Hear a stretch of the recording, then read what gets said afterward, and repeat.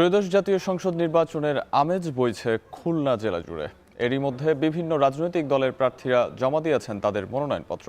অপেক্ষায় রয়েছেন প্রতীক বরাদ্দ পাওয়ার জন্য।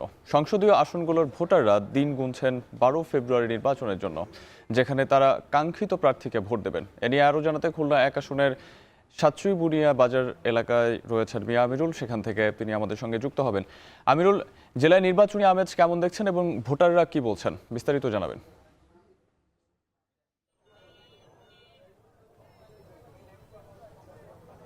শাহাব, আপনি যেমনটি বলছিলেন, খুলনা একটি হিন্দু অধ্যুষিত এলাকা। আমরা যেমনটি এখানে এসে জানতে পেরেছি, যেমনটি দেখতে পাচ্ছি, খুলনা 1 আসনে রয়েছে আমরা সাতচুইবুনিয়া বাজারে। এখানে মূলত বেশিরভাগ ক্ষেত্রেই আমরা দেখেছিলাম যে বিএনপি এবং জামায়াতের অবস্থান খুব একটা শক্ত ছিল না। স্বাধীনতা পরবর্তী যতগুলো নির্বাচন হয়েছে, 12টি নির্বাচন।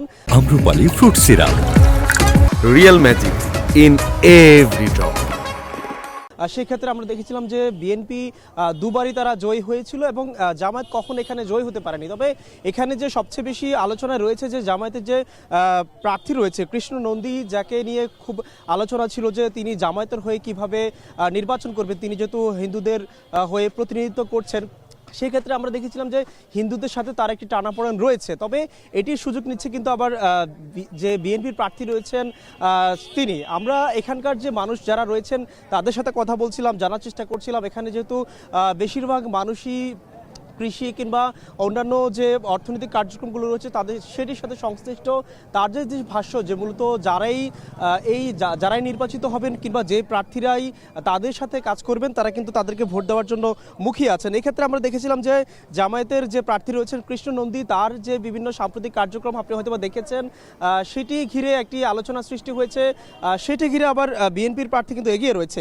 এখানকার ভোটারদের যে ভাষ্য, যেহেতু এখানে আমরা দেখেছিলাম যে খুলনা 1 সংসদীয় আসনে প্রায় 3 লাখের বেশি ভোটার রয়েছেন বটিয়াঘাটা ও দাকোপ উপজেলা মিলিয়ে। মূলত এই হিন্দু অধ্যুষিত এলাকায় যেহেতু শিল্প, কলকারখানা এবং আনুষঙ্গিক ব্যাপারগুলো রয়েছে, সেটি ঘিরে মূলত কর্মসংস্থানের দিকেই বেশি আমরা দেখেছিলাম যে ভোটারদের কথা রয়েছে। এবং সেই সাথে তারা যেটি বলছেন যে কর্মসংস্থানের পাশাপাশি যে নিরাপত্তার ব্যাপার রয়েছে, যেহেতু হিন্দুদের ঘিরে আমরা দেখেছিলাম দেশের বিভিন্ন জায়গায় বিভিন্ন ধরনের ঘটনাগুলো ঘটে থাকে।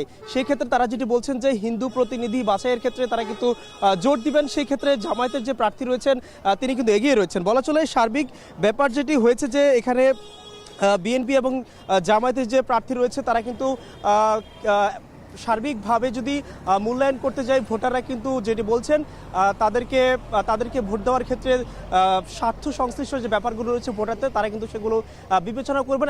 এবং আমরা আজকের দিনব্যাপী খুলনা জেলার যারা শীর্ষস্থানীয় রাজনীতিবিদ রয়েছে এবং সেই সাথে ভোটার রয়েছে তাদেরকে নিয়ে আমরা বিকেল 4:30টায় ভোটারের ইশতেহারে বসবো, সেটি দেখার আমন্ত্রণ রইল।